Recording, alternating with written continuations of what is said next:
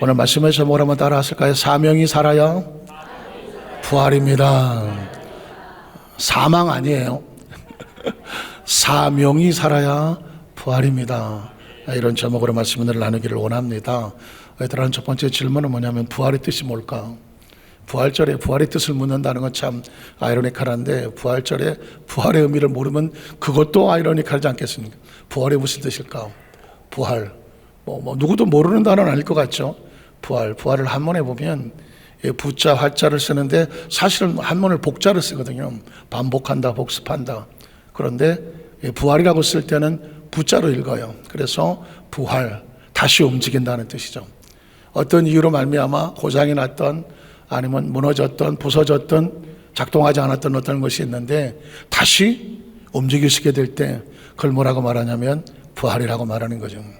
좀 더 깊이 얘기한다면 생명이 깨졌습니다, 무너졌습니다. 쉽게 얘기해서 사망 선고를 받았습니다. 육체는 제일 두려워하는 게 뭐예요? 사망 선고 받는 거잖아요. 움직일 수가 없어요. 그런데 그 사망이 다시 생명이 들어와서 움직이게 되었다. 그걸 뭐라고 말한다? 부활이라고 말하는 거죠. 사실 부활이라는 단어는 3차원에서는 쓸 수 없는 단어는, 어떤 인간이 부활을 얘기하겠어요? 아니면 석가모니가 얘기하겠어요? 공자가 얘기하겠어요? 공자는 이제 자기가 운명이 다가왔는데 제자들이 물었습니다. 스승님, 사람은 죽으면 어떻게 되겠습니까? 그게 공자가 남겼다는 유명한 말이 있잖아요. 야, 이 사람아, 나는 살면서 사는 것도 다 무슨 일이 다 모르고 살았는데 죽은 다음에 내가 어떻게 알겠어? 솔직하신 분이죠. 사는 동안에도 이 삶의 의미를 다 모르고 살았는데 죽고 난 다음에 어떻게 될지 내가 어떻게 했겠느냐. 맞는 이야기죠. 석가모니는 죽음을 뭐라고 말했을까요? 너도 없고 나도 없고 태어남도 없고 삶 자체가 없는데 무슨 죽음이 있겠느냐.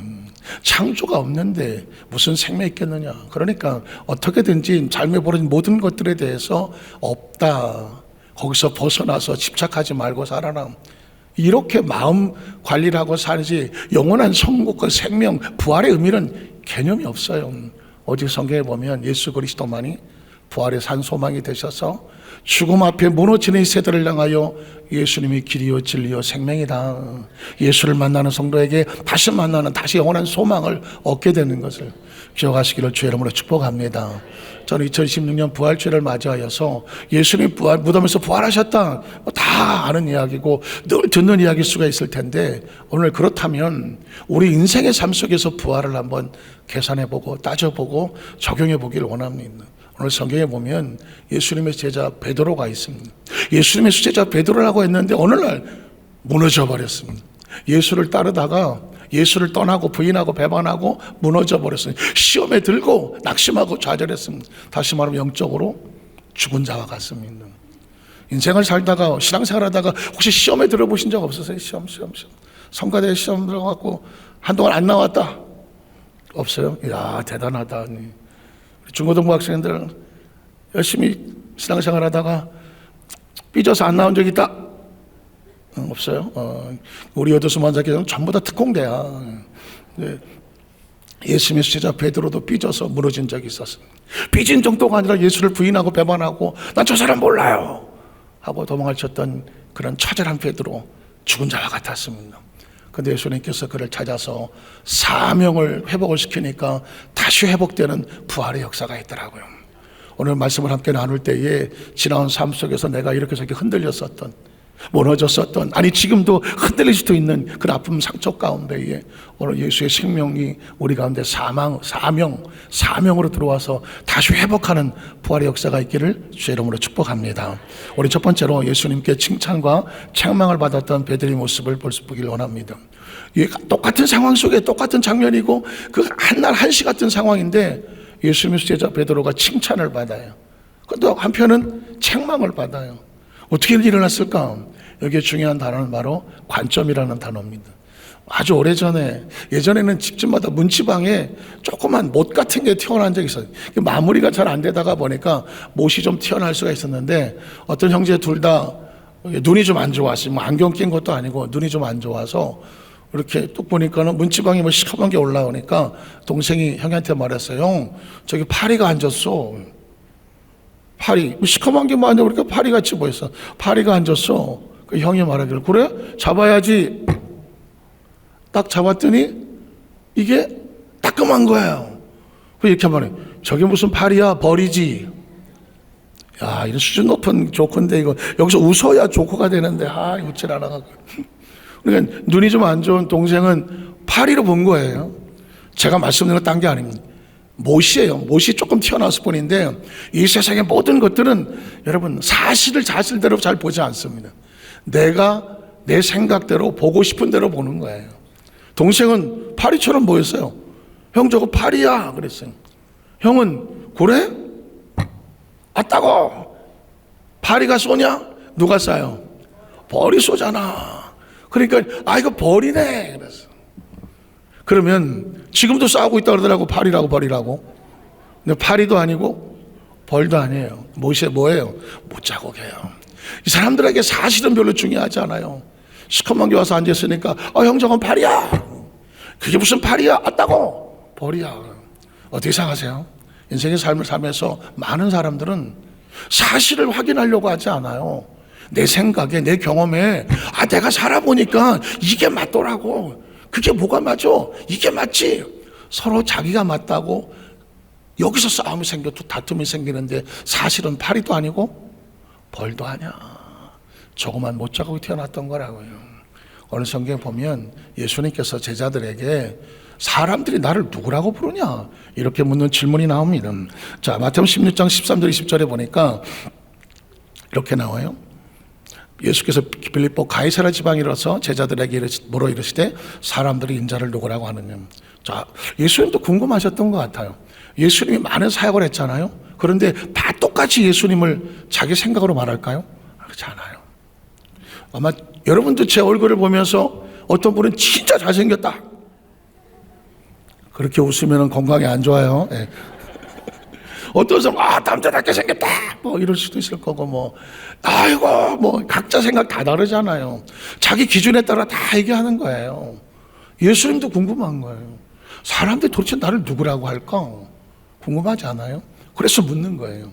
그랬더니 뭐라고 하느냐면 제자들이 이렇게 말해요. 더러는 침례 요한 같은 선지자, 더러는 엘리야 같은 선지자, 또 더러는 에레미야 같은 선지자는.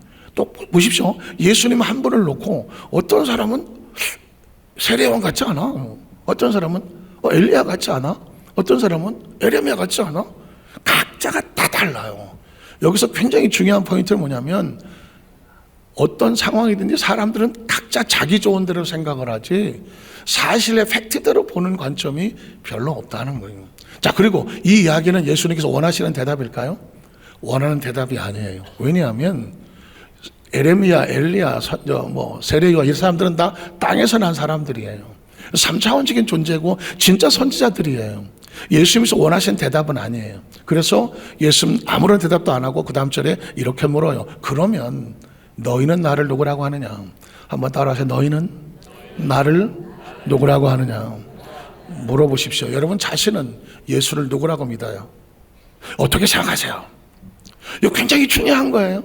신앙생활을 수십 년 별로 중요하지 않아요. 성경을 수천 번 별로 중요하지 않아요. 왜?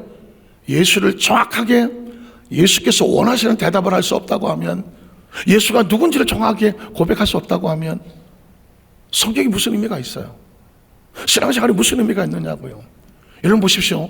사람들은 다 각자 자기 좋은 대로 예수는 저런 사람이야, 예수는 저런 사람이야, 저런 사람 얘기하거든요. 진짜 중요한 것은 나는 예수를 누구로 생각하느냐죠. 그래서 물었어요. 제자들에게. 그럼 너희는 나를 누구라고 하느냐? 제자들 예수님 3년 반이나 따라다녔어요. 수많은 기적도 보았고 현장에 체험도 했어요. 그랬으니까 정확한 고백이 나와야 되잖아요.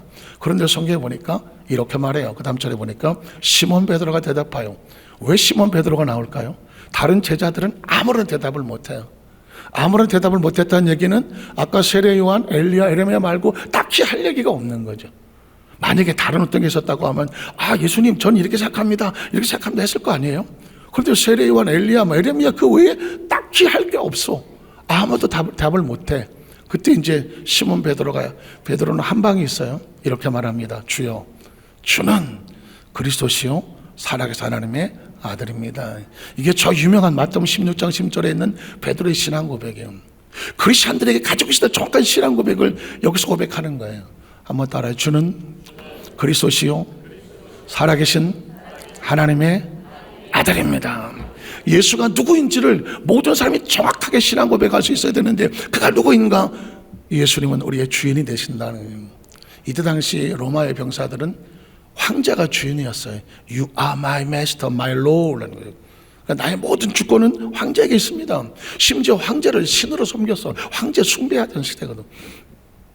그 시대에 예수님을 my lord, 주라고 고백할 수 있는 신앙 고백은 여기서부터 나오는 거예요. 예수님은 나의 주님이 되십니다. 그리고 주는 그리스도라는 것은 구약 성경 속에서 기름 부은 메시아가 올 거다. 메시아라는 뜻이거든요. 그래서 베드로는 정확하게 말합니다. 우리의 주가 되시고 또 메시아가 되시고 살아계신, 아까도 제가 말씀드렸지만 3차원의 단어, 영원히 산다는 단어는 없어요. 그런데 살아있다는 얘기는 living, 여전히 현재 진행형으로 계속되는 영원한 생명을 말하는 거예요. 살아계신 하나님의 아들이다. 이건 3차원의 땅에서 난 존재가 아니라 하늘로부터 온 하나님이라는 뜻과 같아요. 이런 고백을 하는 거예요. 자, 그러면 질문, 이게 베드로의 고백일까 아니면 하나님께서 그 마음속에 알게 하신 깨달음일까? 얼핏 생각하면 베드로가 말했기 때문에 베드로의 고백 같지만 아주 성경은 신랄하게, 정확하게, 냉철하게 이렇게 말해요. 그 다음 절을 보면 예수께서 대답하여 이르시되 바요나 시몬아 내가 복이 있도다. 정확한 신앙 고백이 있는데요, 복이 있는데 그게 뭘까? 그 다음 절에 보면 이것을 내게 알게 하니는 혈육이 아니다. 혈육이 뭐예요? 부모나 스승이나 3차원의 어떤 존재가 아니에요. 하늘에 계신 내 아버지든. 예수님을 구주로 믿으시면 아멘 하시기 바랍니다. 제가 수도 없이 묻잖아요. 예수를 구주로 고백할 수 있는 것은 사람이 가르쳐줘서가 아니에요. 누가 가르쳐준다고 예수를 구주로 고백하겠어요? 어느 날 내 마음속에 예수님 나의 구주가 되고 주는 그리스도시요 살아계신 하나님의 아들입니다라고 내 마음속에 정확한 신앙 고백이 박히는 거예요. 이건 누가 하게 하는 거냐? 하나님의 성령께서 하시는 거예요. 하나님이 신앙 고백을 하게 하셔서 고백이 되는 거지 누가 가르쳐준다고 배워서 되는 게 아니란 말이에요. 그래서 이것을 내게 알게 하는 혈육이 아니요 하늘에서 내 아버지시다. 이런 얘기는 뭐예요? 베드로의 생각에서 나오는 게 아니에요. 하나님께서는, 예수님께서는 이 고백을 통해서 이 성경에 기록된 말씀대로 저와 여러분에게 동일한 베드로의 고백이 아니라 하나님이 알게 한 신앙의 고백, 저와 이 고백이 돼야 돼요. 만약에 이게 베드로의 고백이었다면 큰일 나는 거예요. 자, 그 다음 절에 보면 이렇게 말해요. 또 내가 내게 이르노니 너는 베드로라. 내가 이 반석 위에 내 교회를 세우리니 음부의 권세가 이기지 못하리라. 그래서 신약 교회는 신앙 고백에 세워진 교회다, 이렇게 말하는 거고요. 내가 천국 열쇠를 내게 주리니 내가 땅에서 무엇인지 매면 하늘에서도 매일 것이요 내가 땅에서 무엇인지 풀면 하늘에서도 풀리라 하시고 이에 제자들의 경고하사 자기가 그리스도인 것을 아무에게도 이르지 말라 하시더라. 여기까지 이제 충분히 됐어요. 이 정도로 끝났으면 이제 베드로는 칭찬을 받았잖아요. 와, 역시 베드로야. 이렇게 끝났으면 정말 얼마나 보기 좋아, 해피엔딩이잖아요. 그런데 급작에 반전을 합니다. 그 다음 절을 보면 책망을 받아요, 베드로가. 이때로부터 예수 그리스도께서 자기가 예루살렘에 올라가 장로들과, 여기서 말하는 장로는 그 당시 유대교 장로들이에요, 대제사장들과 서기관들에게 많은 고난을 받아 핍박을 받고 결국은 죽임을 당하고 제3일에 살아나야 할 것을 제자들에게 비로소, 언제 이걸 얘기해야 될까? 언제 얘기하면 좀 이 사람들이, 제자들이 알아들을까? 때를 기다리다가 비로소 나타내셨어요.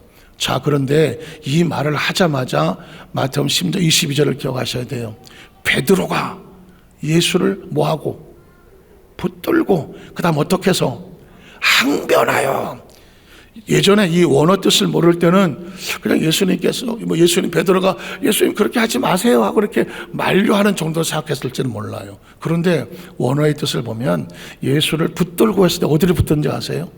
멱살을 붙잡아요. 여러분, 누군가의 멱살 붙잡아 본 적 있어요? 누군가의 멱살을 붙잡고 흔들어 있을 수 있어요? 있을 수 없잖아요. 베드로가 예수의 멱살을 붙잡아요. 그리고 흔들어요. 흔드냐고. 이 얘기는 거의 이성을 상실했잖아. 정신줄을 놨잖아. 막 본능적으로 그렇게 하면 안 되시죠. 예수는 지금 이 베드로가 예수의 멱살을 붙잡아 인식도 못하고 붙잡고 막 흔들면서 이렇게 말하는 거예요. 주여, 그러시면 안 되죠. 그리하지 마옵소서. 이런 일이 결코 주께 미치지 아니하리다. 이 일이 뭐예요? 유대교 장로들과 제사장들이 핍박하고 죽이고 십자가 못 박아버리겠다는 거예요. 얼핏 보면 베드로가 예수님을 끔찍히 생각하는 것처럼 보이잖아요. 그럼 여기서 베드로 예수님이 이렇게 말해야 되잖아. 야, 너밖에 없다. 네가 날 이렇게 끔찍히 생각하는구나. 이러면 해피엔딩이에요. 그런데 그 다음 절을 보면 전혀 달라요. 뭐라고 하는지 아세요? 예수께서 돌이키며 베드로에게 이르시되 사탄아 물러가라. 조금 아까까지 칭찬하고 신앙 고백이야 내가 교회를 세우겠다고 칭찬받았는데 단호하게 예수님께서 베드로에게 말합니다. 사탄아 내 뒤로 물러가라. 너는 나를 뭐하게 한다? 넘어지게 하라는 거다. 예수님은 인류의 죄를 지고 십자가 올라 몸치고 피 흘려 구속의 어린 양으로 오셨는데 베드로는 이렇게 말을 안 돼요. 절대 죽으면 안 돼요. 절대 돌아가시면 안 되죠. 왜 이랬을까? 마태오 26장에 보면 제자들이 마치 한 여인은 옥합을 깨뜨려서 예수의 머리에 발에 붓고 향유를 바를 때 예수님이 이렇게 말했어요. 야, 이 여인이 내게 좋은 일을 행했다. 나의 장래를 위해서 한 거다라고 말했다. 그 당시 제자들은 뭐 했는지 아세요? 야, 예수님께서 로마를 물리치고 이스라엘을 회복하고 나라를 세우면 왕이 되시면 누가 우의정이 되고 좌의정이 되고 영의정이 될까? 누가 좌우에 있을까? 이거 하고 있었어요. 그때 당연히 나지. 네가 왜? 내가 해야 되지. 서로 자기가 높은 자리에 올라가려고 그랬어요. 예수를 이용하려고 했던 거예요. 여러분 이번 그 부활주일을 맞아서 과연 나는 왜 예수를 믿나? 한번 따라하세요. 과연 나는 무엇 때문에 예수를 믿을까? 이 정확한 신앙 고백이 있으셔야 돼. 사실 다 나 때문에 예수 믿지. 나 천국 가려고 예수 믿고, 내가 정말 구원받으려고 예수 믿고, 나 자기 중심으로 예수를 믿으려고 하는 거거든요.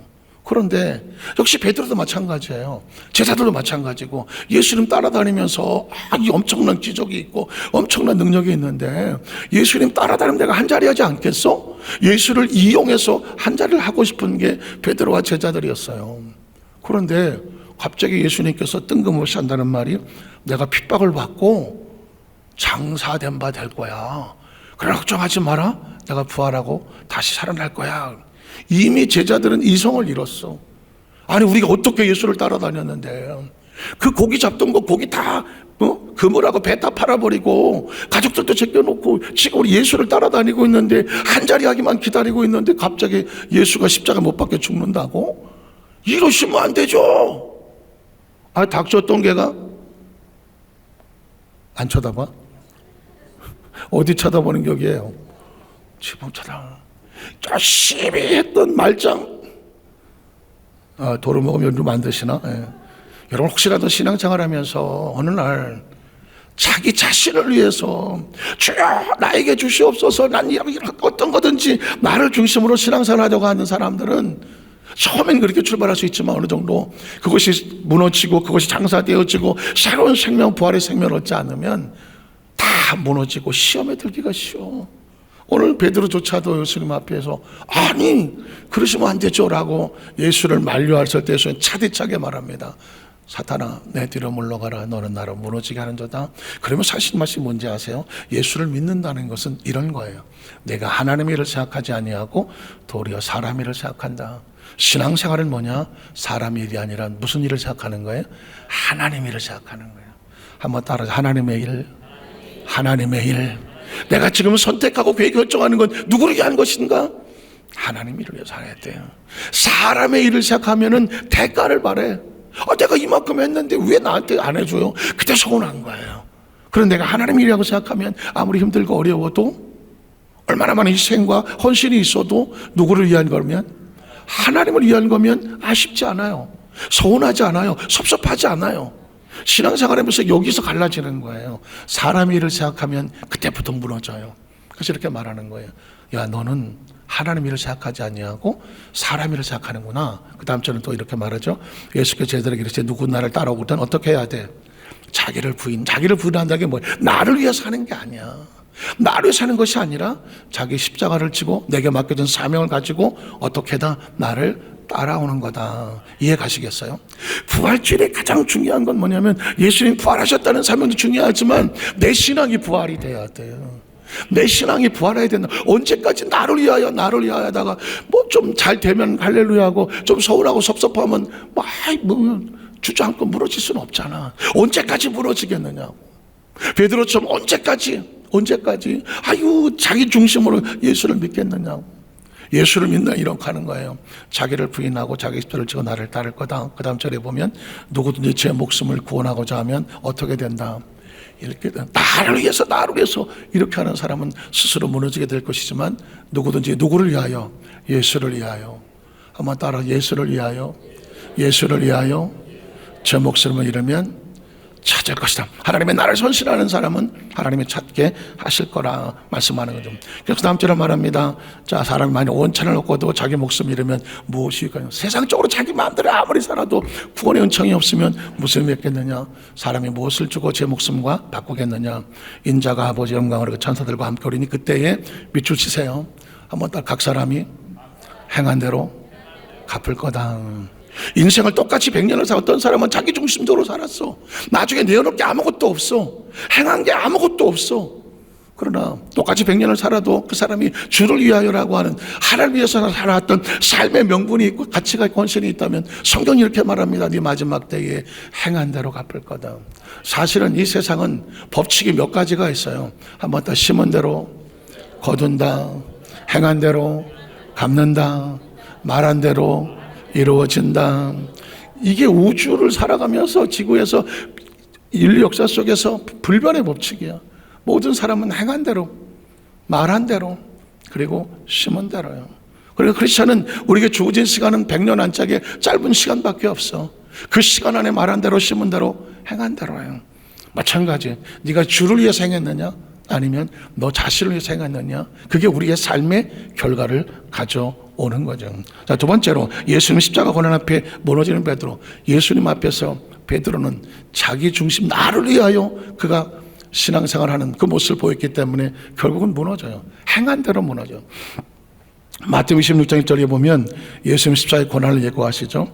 자, 예수께서 이 말씀을 다 마치시고 제자들에게 이르시되 너희가 하는 바와 같이 이틀이 지나면 유월절이라 인자가 십자가에 못 박기 위하여 팔리리라 하시더라. 그랬더니 그때 예수께서 제자들에게 이르시되 오늘 밤에 내가 다 나를 버리리라.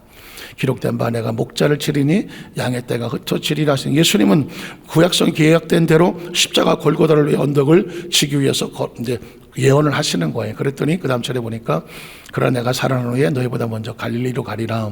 예수님은 살아서 갈릴리 간다고 말해요. 그런데 베드로는 여전히 산다는 부활에 대한 생각이 없어요. 왜 죽느냐고. 예수가 죽으면 안 되지. 오로지 여기에만 꽂혀 있는 거예요. 그래서 베드로가 대답하이르되 모두 주를 버릴지라도 나는 결코 버리지 않겠나이다. 그리고 예수께서 이르기 전에 내가 진실로 내게 이르노니 오늘 밤 다 굴기 전에 내가 3번 나를 부인하리라. 베드로가 이르되 내가 주와 함께 죽을지언정 주를 부인하지 않겠나이다. 사실 우리는 베드로가 예수를 몇 번 부인하죠? 3번 부인한 거 알고 있어요. 그런데 베드로가 예수님이 오늘 밤에 내가 팔린다고 말할 때 절대로 내가 예수 떠나지 않는다고, 내가 절대로 예수님 부인하지 않겠다고 아주 그냥 입을 침이 튀도록 얘기를 했어요. 왜 그랬을까?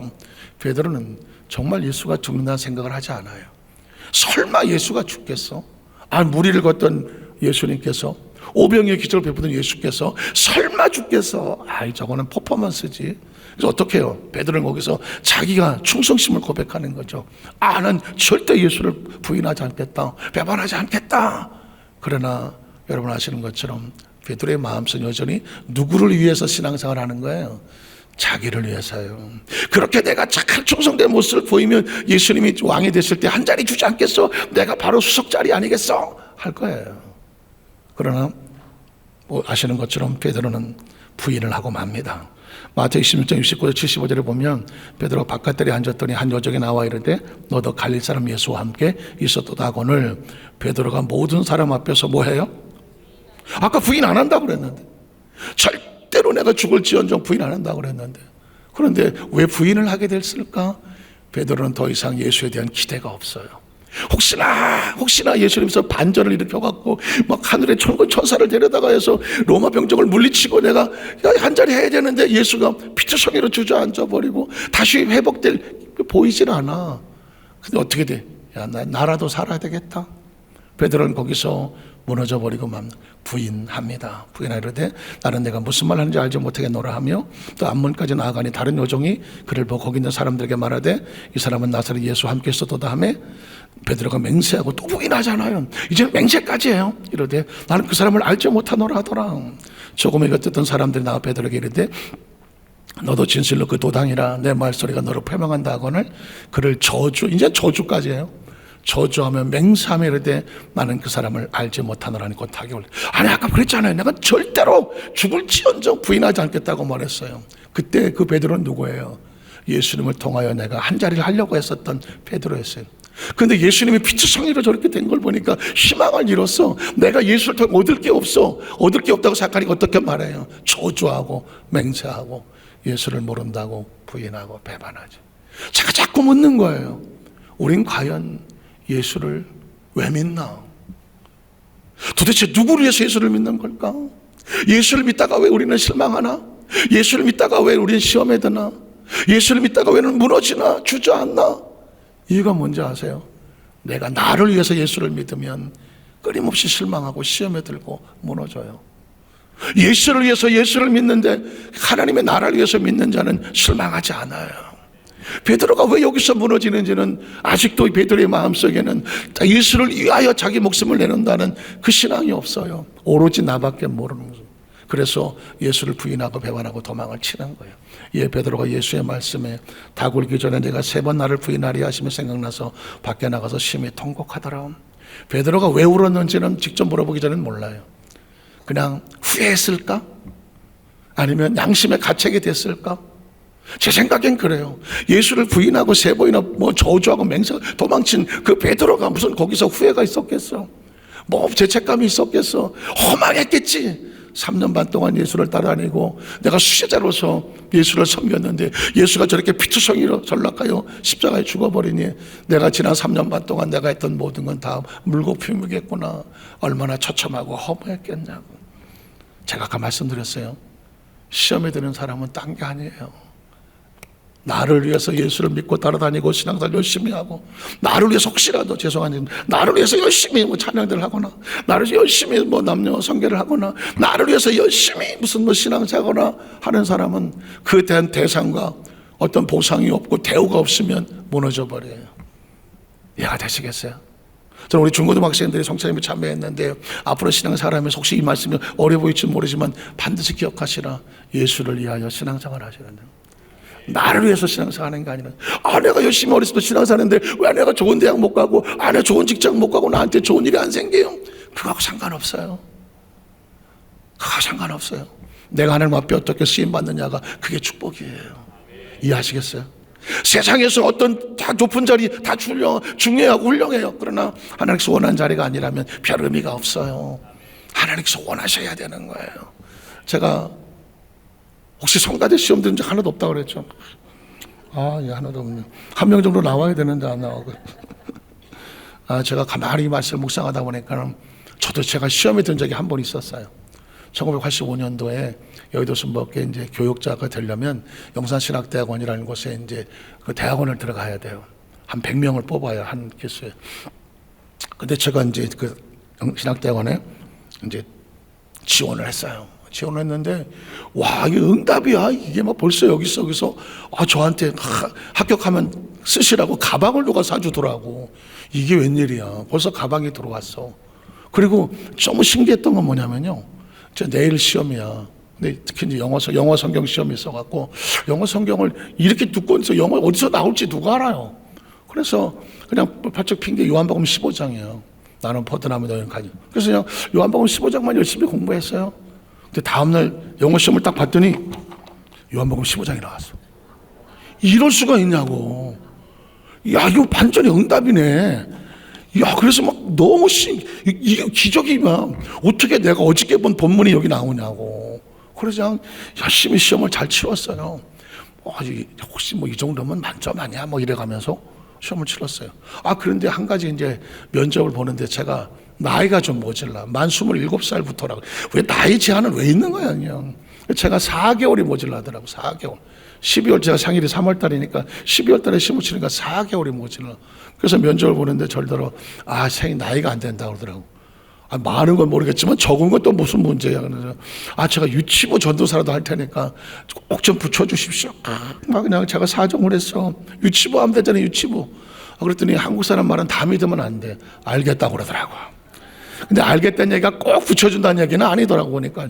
나 또 알겠다 그래서 또, 그래서 마음에 그냥 붙여주나 보다. 그러고 나서, 이제 며칠 뒤에 합격자 이제 명단을 보러 갔어요. 여의도 순복의 그 선교센터 10층에 딱 있었는데, 가서 딱 보다가 기절하는 줄 알았어. 내 앞번호도 있어. 내 뒷번호도 있더라고. 내 번호만 없어. 그때 한참 쳐다보면서 내가 자리를 못 떠나갔어.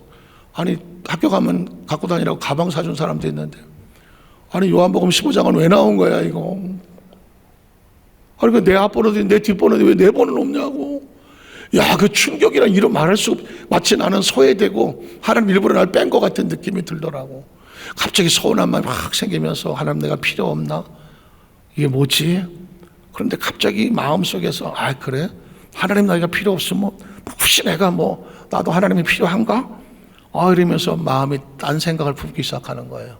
그러면서 그때 마음속에 생각지도 않게 인천에 있는 친구네 집이나 가자, 집에 가봤자 그리고 이제 진짜 전철을 타고 인천을 갔어요. 뜬금없이 친구를 불러내갖고, 오늘 밥이나 먹자. 너 웬일이냐? 그냥 밥 먹자고. 같이 밥 먹고 영화나 보러 가자고. 너 집에 안 가냐? 영화 보러 가자고. 영화도 보고. 아직도 10시밖에 안 됐어. 당구나 게임 치러 가자. 군대에서 배운 조그만 당구. 그래, 가자. 그래. 또 아빠 집에 안 가? 나 니네 집에서 잘라고. 웬일이야. 12시가 넘었는데 내가 왜 이러고 있을까요? 그날 금요 철회배 안 가려고 그러는 거야. 하나님 나 철회배 안 가요. 그래서 영화 보러 가. 밥 먹으러 가고 친구랑 당구 치러 가고 친구네 집에 갔어. 일부러 인천을 택했어. 거기서 밤에 언제 오겠어 내가. 그런데 친구네 집에 누웠어. 1시 넘어서 누웠는데 잠이 오겠어요 안 오겠어요? 안 오더라고. 그날 잤으면 끝났어 저는. 그날 거기서 자버리고 그냥 잤으면 오늘 저하고 여러분과 저는 못 만났어. 그런데 갑자기 그냥 군대 제대한 지 얼마 안 되고 군대발로 군합발로 차는 사람 빵 하고 제가 정신이 바짝 들더라고. 야, 너 여기서 뭐해? 왜요? 뭐하냐고? 자는데 우리 빨리 안 일어나? 왜요? 오늘 철야 예배 가. 제가 이제 혼자 느끼는 거예요. 정신 차리고 나더라고. 너 빨리 일어나서 철야 예배 가라. 그래갖고 새벽 1시 반에 친구가 나 집에 갈게. 야, 너 지금 몇인데 집에 가? 그냥 갈게. 나왔어. 그래서 길거리에서 택시를 잡아 타고 인천에서 여의도까지 날아갔어. 그리고 그 대성전에서 얼마나 펑펑 울었는지 몰라. 그때 깨달아진 게 도대체 내가 왜 신학을 하려고 그랬나? 왜 나는 합격을 기대했을까? 가만히 생각하니까 난 아직 준비가 안 된 거예요. 하나님이 쓰시려고 하면 하나님 준비가 내가 안 된 거야. 그런데 왜 하나님 난 안 돼요? 라고 내가 나를 중심으로 생각을 했더라고. 거기서 거꾸로지면서 내가 아직 준비가 덜 됐구나. 그래서 그럼 준비하자. 그래서 그 이후에 86년도 그 시험 치를 때까지 1년 동안 매주 화요일마다 삼각산 기도원을 갔어요. 삼각산에 산상 기도를 갔어요. 목요일 날은 청년부 철회를 가고 금요일 날은 대성전 철회를 가고 일주일에 3번씩 철회를 했어요. 그땐 철회면 5시까지 새벽 5시까지 하니까 그렇게 1년 동안 준비하고 큰 말씀을 준비하고 해갖고 86년도에 다시 재시험을 봤어요. 제가 그때 마음이 어떤지 아시겠어요? 부처만 주십시오. 부처만 주십시오. 사람이 깨져야 돼요. 한번 깨지고 나니까 이것저것 다 필요 없어. 부처만 달라고 그랬어. 그래고 시험을 치러 왔는데 그날 저녁에 그 인사위원 하시는 장로님 한번 전화가 왔더라고. 김 선생님 축하드려요. 왜 그래? 합격이래. 아유, 저는 합격이라는 소리만 듣고도 하나님 감사합니다 이러고 있었어. 여러분이 그걸 몰라서 그래.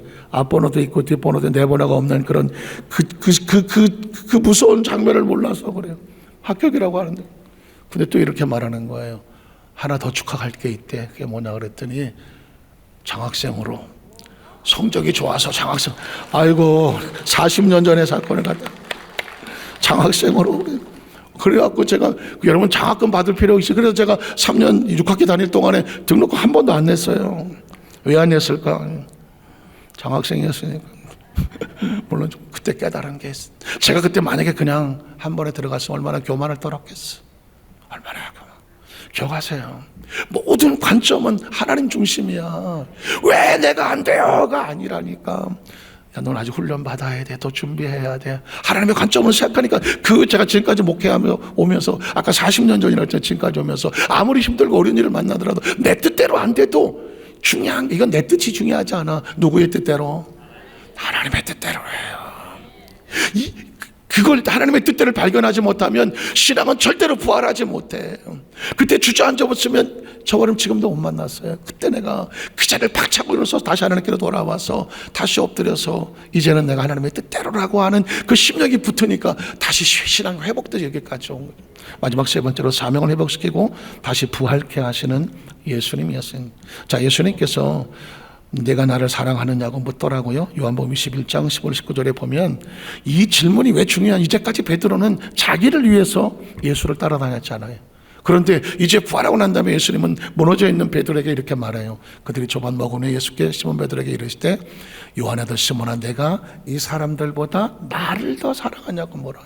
한번 따라 하실까요? 요한의 아들 시몬아 내가 이 사람들보다 나를 더 사랑하느냐. 그 사람들 속엔 자기도 있겠죠. 이때까지 네가 중요했잖아. 너를 사랑해서 너를 위해서 나를 따라다녔잖아. 근데 이제부터는 나를 위해서 나를 더 사랑해 줄 수 있겠니? 한번 따라하세요. 이제부터는 너보다 나를 더 사랑해 줄 수 있겠니? 이게 질문이에요. 이 질문에 대한 여러분의 신앙 고백이 있어야 비로소 부활이 돼요. 평생 나를 사랑하고 예수를 따라다녀봤자 예수님이 고난당한다면 다 도망가요. 소홀함 다 빠지고 나처럼 앞번호 뒷번호인데 내 번호 없으면 도망가더라고. 주저하더라고. 그런데 예수를 위하여 하니까 산상철회하던 뭐 금요차든 목요차라든 주를 위해서 내가 하나님 앞에 엎드려지게 되더라고요. 그게 사랑인 거예요. 누구를 위해서 네가 신앙생활하니? 누구를 위해서 헌신하고 봉사하니? 이게 회복이 돼야 부활이에요. 그 다음 절에 보니까는 주님 거로 하나이다. 내가 주님을 사랑하는 주께서 아시나이다. 사실 뭐 시간 없어서 제가 설명 못하지만 베드로는 지금 고개를 들지 못해요. 사랑한다는 말 할 수 없어요. 왜? 사랑할 수가 있어요. 도망간 지가 얼마인데. 내 어린 양을 먹이라고 그때 말씀하신 게 어린 양을 먹이라는 사명을 주는 거죠. 또 두 번째 요한의 아들 시몬아 내가 나를 사랑하시니 이르되 어떻게 주님 그러하나이다. 내가 주님 사랑한 줄 주께서 아시나이다. 이래서 내 양을 치라. 하나님 예수님 이 베드로에게 다른 거 주지 않은 사명을 회복시키고 있어요. 세 번째 요한의 아들 시몬아 내가 나를 사랑하냐 하시니 주께서 세 번째 내가 나를 사랑하심으로 베드로 근심하는데 주님 모든 것을 아시오매 내가 주님을 사랑하는 주님께서 아시나이다. 예수께서 이르시되 내 양을 어떻게 하라. 막해라. 말씀을 정리하려고 해요. 기억하세요. 크리스찬들은 우리가 예수를 믿어요. 그래서 교회를 나와요. 마치 하나님만 다시 태어난 것 같아요. 그런데 내가 하나님과 다시 태어나지만 살면서 무심한 일을 겪을 때 이게 중요한 것은 그 모든 것이 마지막에 사명으로 붙잡아져야 돼. 이제 내가 주를 위해서 뭘 할까? 이 사명이 주어졌을 때 비로소 내 삶이 부활이 되는 거예요.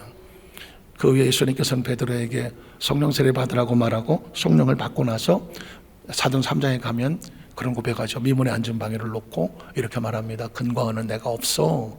그러나 이제 내 속에 있는 게 있어. 내 속에 뭐가 있어요? 예수 그리스도가 있더라고. 이게 진짜 신앙 고백인 거예요. 저는 여기서 완전히 모든 성을 삶의 현장 가운데 내 속에 있는 가장 최고의 자산이 뭘까? 예수 그리스도가 되기를 주의 이름으로 축복합니다. 그러면 예수 그리스도가 안에 있으면 이제까지 살면서 아무리 힘들고 어려운 일을 만났더라도 그게 뭐가 되냐면 내 축복의 통로가 될 수가 있어요. 제가 사진 하나를 보내드리면요, 혹시 이런 그 책 보신 적 있으세요? 너는 피투성이라도 살아있으라. 에스겔서 16장 6절에 있는 말씀이에요. 사랑하는 내 종아 너는 피투성이가 되더라도 살아있으라는 이런 구절이 나와요. 이스라엘 백성들이 피투성이로 하나님 앞에 그 고통 속에서 막 심판을 받고 어려움을 당하더라도 그래도 하나님의 사랑을 생각하고 끝내 버텨야 돼. 이게 이제 제목이에요. 여기 보면 지금 한 이제 여성이 나오는데 저분이 한 개척교회 목사님 사모님이에요. 근데 이분이 참 남에게 말할 수 없는 그 가슴 아픈 상처가 있더라고. 그러니까 3번이나 자살을 시도했어. 한 번은 뭐냐면 사춘기 시절에 아버지가, 친아버지가 알코올성 이 중독이 와갖고 어느 날 자기 딸을 성추행을 했어. 이 딸이 성추행을 당해서 친아버지한테. 그러니까 그걸 엄마한테도 말 못하고 언니한테도 말 못하고 그 가슴속에 어린애가 죽고 싶은 마음보다 사춘기에 그 피투성이로 너무 상처로 막 힘들게 살았어. 근데 어느 날 이제 고등학교 가고 이제 학교 가서 친구를 만나서 그 친한 친구길래 혹시라도 내 마음을 좀 알아줄까 싶어갖고 자기 아픈 얘기를 했어. 근데 그 친구가 그 얘기로 위로를 해주긴커녕 그 친구 다른 사람들 소문을 내버렸어. 야 말해, 제가 말해, 지네 아버지가. 그걸 알고 나서 더 큰 절망이 왔어. 이건 이길 수가 없어. 그래서 수면제를 사 먹으니까 수십 알을 한꺼번에 털어놨어. 그리고 3일 만에 깼는데 죽지 않고 살았어. 이 사람은 지금 피투성이 바닥을 어떻게 해서 제가 간호학과를 가갖고 이제 간호사가 됐어. 간호사가 됐고 한 남자를 만나서 결혼했는데 그 남자가 33살에 그 살에 병원에서 대장암 말기를 판정받았어. 그 남편이 병으로 죽었어. 혼자 살아보려고 요양은 어떻게 해볼까 해갖고 돈을 이렇게 모아갖고 어떤 사람 투자한테 같이 했다가 사기를 당해서 돈을 다 날렸어. 빚만 지게 생겼어. 이 사람은 이제는 이 바닥에서 살아날 수 있는 길이 없어서 매일 자기 전에 죽음을 꿈꾸고 자다가 벌떡 일어나면 자살할 것 같더래. 그래서 침대에다가 발목을에 줄을 묶고 잤어. 자기가 언제 죽을 줄 몰라갖고. 그러다가 이분이 어떻게 교회를 나가게 됐어. 교회를 나가서 말씀을 듣다가 에스겔 16장 16절 말씀을 받았어. 너는 피투성이라도 살아남아야지로. 얼마나 자기는 살 수 있는 희망이 없는데 너 피투성이라도 살아남아 있어야 돼. 자기에게 주는 말씀이더래. 나중에 보니까 그게 피투성이라도 살아남아라가 아니라 네가 살아남아라가 아니라 내가 너를 살아남게 해줄게 라는 말이었어. 끝까지 포기하지 않고 나를 붙잡고 있으면 내가 너를 피투성 살아남게 만들어 줄게 였어. 그 말씀을 붙잡고 호스피스 사역을 하고 하다가 한 개척교회 목사님을 만나서 내가 이런 과거를 가지고 있고 상처가 있는데 내가 괜찮겠냐 그러는데 그 목사님이 나도 상처 많은 사람인데 내가 같이 당신과 다 상처를 보듬어 안고 같이 살자. 그래서 재혼을 했어요. 그래서 개척교회 사모님이 됐어. 근데 지금 뭐 하냐면 이 사모님이 이걸 이 자기 아픈 상처를 다 과거를 책으로 써서 블로그에 올리기도 하고 책자를 만들기도 하고 자기보다 힘들고 어려운 개척교회 목사님 사모님들을 위로하고 살리는 그런 사역을 하고 있더라고요. 이 피투성이로 된 이 수도 없이 죽을 못했던 사람이 어떻게 다시 부활을 했냐고. 딴 거 아니더라고. 사명을 붙잡으니까 다시 살아나더라고. 그래서 저분이 아까 뭐 사진에 보이지만 굉장히 젊어요 아직도. 그런데도 불구하고 제가 어제 그 국민일보의 관직에 나온 걸 보면서 한참 쳐다봤어. 그래, 피투성이라도 살아남은. 지금 이 시대에도 아마 각자 여러 가지 사정과 아픔의 문제가 없는 사람 어디 있어. 예수의 부활은 무덤을 깨트리고 부활한 것도 있겠지만 그 부활의 생명이 지금 저울에 외치고 있거든요. 지금 이 자리에 힘들고 어려운 사정이 얼마나 많겠어. 피투성이라도 살아남아라. 내가 너 살려줄게, 살려낼게 하는 거예요. 저는 간절히 바라는 이 모든 것들이 결국 합력하여 하나님 향한 사명을 붙잡고 일어설 때 하나님께서 여러분을 살리시고 일으켜 세우셔서 축복의 통로가 되시기를 주의 이름으로 축복합니다. 기도하겠습니다. 하나님 아버지 감사합니다.